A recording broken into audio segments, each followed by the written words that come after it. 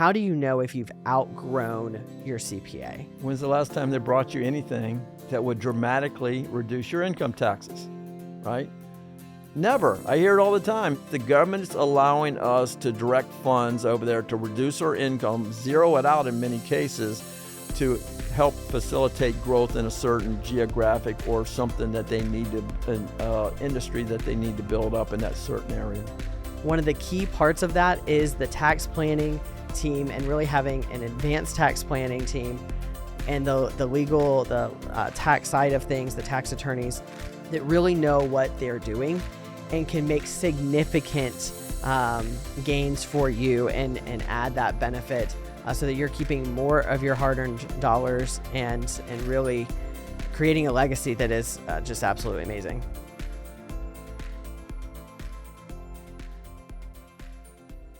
Hey there, entrepreneur. Welcome back to the Scale to Sell podcast, episode number 52. Have you outgrown your CPA?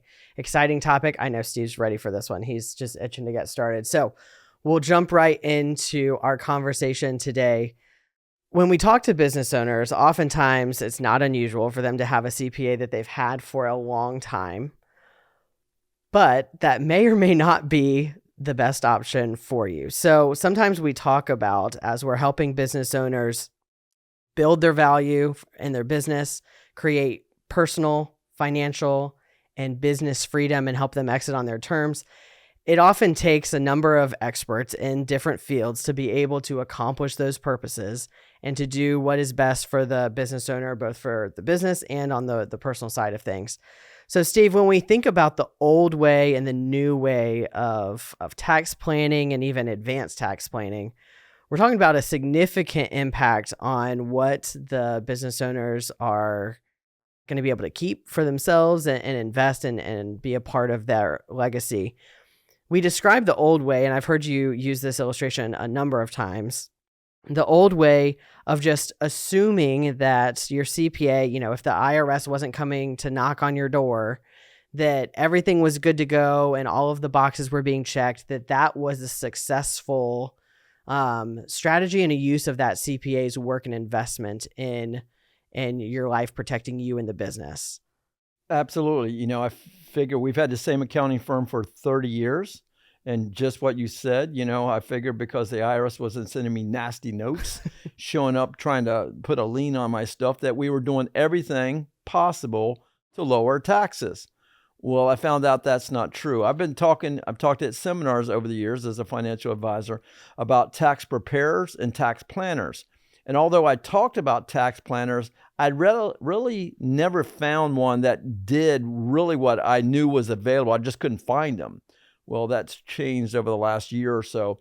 And so, yes, most of us that we've grinded it out, we're successful now, making good money.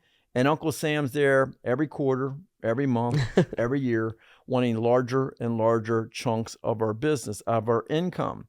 And so we now have teams out there. We found the strategies that wealthy people use, and now we're incorporating them into our practice with helping business owners keep more of what they're making. Yeah, that's a comma club you don't want to be a part of. It's like the bigger checks to the IRS. I'm writing a check for $500,000 like it's a badge of honor or something, right? No, not so much.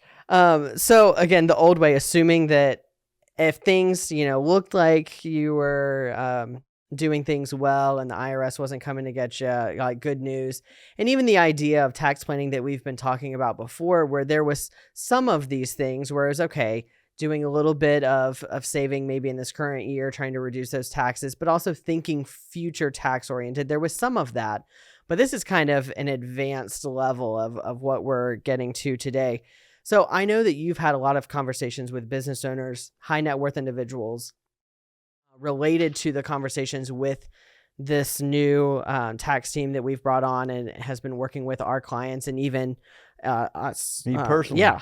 So what are some of the things that you're seeing to kind of give a picture of what this is like and what the impact could mean for having an advanced tax planner and advanced tax attorney on your team? What wealthy people do is there's opportunities out there with tax credits, some that I knew of, not really taking advantage of them really well, but there's a lot of them that I didn't know about. And so these tax planners and tax attorneys, this is what wealthy people have used for years. How can somebody like a Warren Buffett that says, he goes, I should pay more taxes, a higher percentage of my income in taxes than my secretary, yet uses these people to zero out his income tax, right? How do they do that? Well, there are legal ways where the government incentivizes people because of they want to grow a certain area, or they want to build up a power grid, and they don't want to write checks out of the government, so they come up and incentivize us as individuals or us as business owners to use these advanced tax strategies to reduce or zero out income and capital gains taxes. So I don't know if that's what you're getting at, but these strategies are out there, and it's not just going buying another truck or buying another location or doing something to defer taxes. These are ways to zero out or greatly reduce both income and capital gains taxes. So what are some of the scenarios? What are some of the stories of clients that you've been talking to that when they're looking at their situation, they thought they were in a good place with their tax strategy, but now looking at it, they realize, wow, we've really been missing out on an opportunity, and are looking forward to these strategies? I hear it all the time. Well, I love my CPA. Well, and then we show them a plan, and one client's going to save almost $200,000 in income taxes this year. And he doesn't love his CPA as much as he did before. Another one, well over $1 million, well over $1.5 million actually in income tax savings for 2025 alone. Myself, about $300,000 in income taxes. And again, I thought I knew stuff, right? But it's taking advantages. It's not just as easy as signing off on a form. Typically, there's some steps to this, and working with these tax attorneys and tax planners to zero out not just income taxes, but if you're going to sell a piece of real estate, or you're going to sell a business, or a non-qualified portfolio, or perhaps you've got large qualified portfolios, 401ks, IRAs. So that's what tax planning is all about, greatly reducing, or in many cases, erasing taxes all the time, legally, ethically, and just because these are strategies that have been around, some of them for decades. And we're just trying to bring it down to where it's not just the billionaire classes doing it. We're bringing it down to millionaires and multimillionaires. Well, and when you're talking about those significant sums of money, like that has a big impact going forward. When I think of, we talk about the scale framework that I've used to kind of describe the different aspects of the growing and exiting process, and from strategic assessment, continuous growth. And then we get into things like asset protection, a lucrative exit, and then enduring wealth. When it comes to some of those things, we're talking about major ways to introduce the right types of team members that are going to be able to help you save significant sums and really have a lasting impact on the business, on you personally, the legacy that you're leaving. There's a lot to that. How do you know, like if someone, business owners listening right now, how do you know if you've outgrown your CPA? When's the last time they brought you anything that would dramatically reduce your income taxes, right? Never. I hear it all the time. They think about it for a second and go, I can't recall, or never, right? And so that's how you know. Well, if you sit down with these tax guys and you go through the scenario and you start looking at it, and I've seen these guys where I go, there's no way this guy's going to do this. It's going to save him $400,000 in capital gains, but he's not going to do this. And then he goes, after doing a couple, 3 meetings, they're in. Because again, these are not just run-of-the-mill CPAs, accountants, enrolled agents. These are guys that have credentials, been doing this for decades, right? And anyway, it's just you've known you've outgrown it, and if they haven't brought you anything, if you're you got to feel a pain point, right? What's the pain? Sometimes you just grunt and write the check. Hey, I got to send the government an extra $100, $200, $300, $500,000 this year. That's a pain, right? So it has to become a pain point. And again, back to the CPA. You've outgrown them if they haven't done anything. If you're writing significant checks now, or when you exit the business or sell a piece of property or have another tax bill due, before you do it, check with somebody like the guys on our team. Well, and I think of a situation where you've been with the CPA for a long time. You had this happen just recently with a conversation where he's had the same CPA for 4 decades? Yes. And he's been telling, the same CPA has been telling him about needing to hold on to a piece of real estate doesn't really want to, but because of the concern of the taxes, it was kind of impacting his options when it came to that. Can you share a little bit more about that? Business owner. I've got a little bit of money with him so far, but I think we're gaining some attention with him. So I told a story of another client that had a building he wanted to sell, and we're going to save him 300. His capital gain was 344,000. We lowered it down to 11,000 using this team. And I told that story to him. He goes, well, I got a building I want to sell, but my CPA of 40 years tells me I need to hold on to it and hand it off to my kids so they'll get this step up in basis. So they'll inherit it at 2 million, 3 million, whatever. And so I just have to grunt and keep it and keep dealing with renters and all that. And anyway, and so they'll get it. And anyway, but if I sell it, I'm going to pay a $450,000 capital gain. I go, well, hey, we got these other stories. You might want to meet with the team because I don't know if they'll bring it down to zero, but they typically reduce it by 99%, sometimes even more than that. That's when he said, well, I've had the same accounting firm. I said, well, how about come they haven't had these strategies for you? I've had CPAs will go, well, we were looking at those strategies, but we were busy and we just haven't had the time. All right. You haven't had the time where you might save your clients hundreds of thousands, in some cases, millions of dollars. You haven't had time because they're busy with tax returns. All they're doing is checking boxes. Preparation, not planning. Preparing, not planning. That's 100% right. And that's a significant thing when you can increase your options, when you can look at a bigger picture and say, I'd rather go this way than that. And you have a tax planning team that can back that up and can show you what you can do. And it really opens up some opportunities that you may not have otherwise had. And again, we aren't the tax experts, right? We have the team of people that we work with that does that. And so it's always great to know the people that know what's really going on and how to do this the right way and to give you the kinds of options that you want to have for sure. I have some credentials there, but I tell people I'm not the tax planner. I'm definitely not the tax attorney. I'm not an enrolled agent, accountant, CPA, but I at least know there's the opportunities out there so I can present it to our team, and then you get educated and decide whether you want to move ahead with them or not.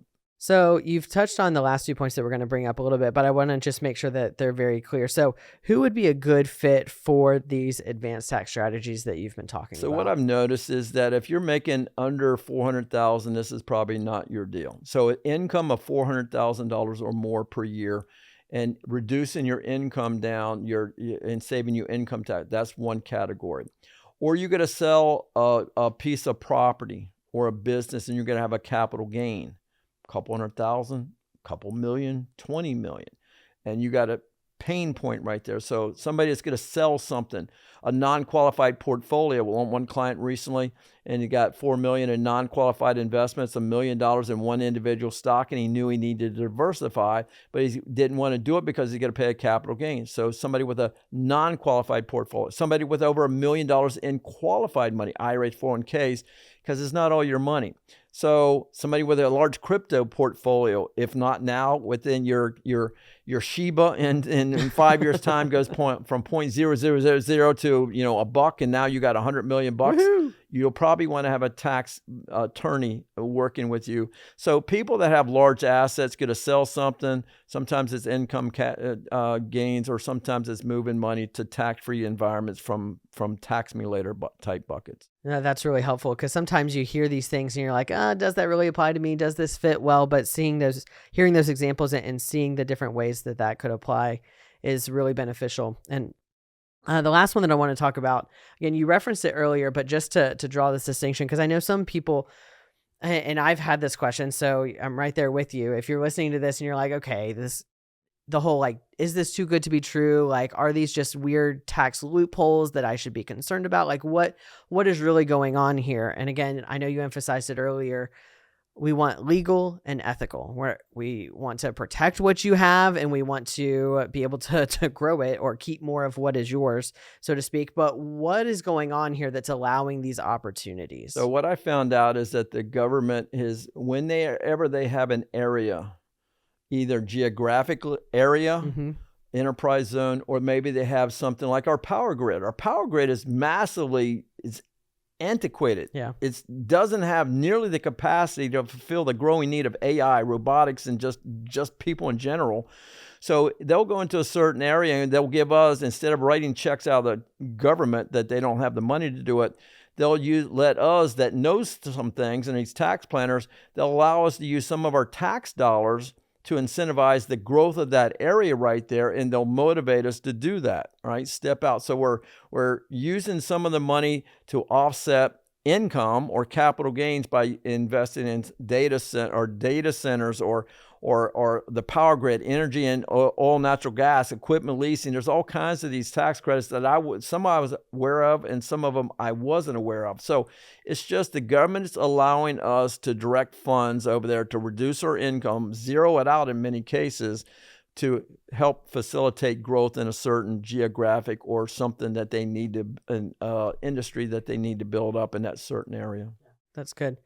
Well, and for you, business owner that's listening to this or watching the video on YouTube, as a part of our mission to help you build transferable value, create more business, personal, and financial freedom, and to help you exit on your terms, we've really brought together a team of people, experts in their fields from all different disciplines, to be able to help you really be the one-stop shop to grow and exit your business. And as we're talking about here, one of the key parts of that is the tax planning team, and really having an advanced tax planning team and the legal, tax side of things, the tax attorneys that really know what they're doing and can make significant gains for you and add that benefit so that you're keeping more of your hard-earned dollars and really creating a legacy that is just absolutely amazing. I'm giving a Lamborghini to the IRS every year. I relate to things to exotic cars. So it's not that I don't pay my fair share or haven't paid my fair share. I'm just tired of paying as much in taxes as I'm paying. I'm trying to dramatically reduce that down for me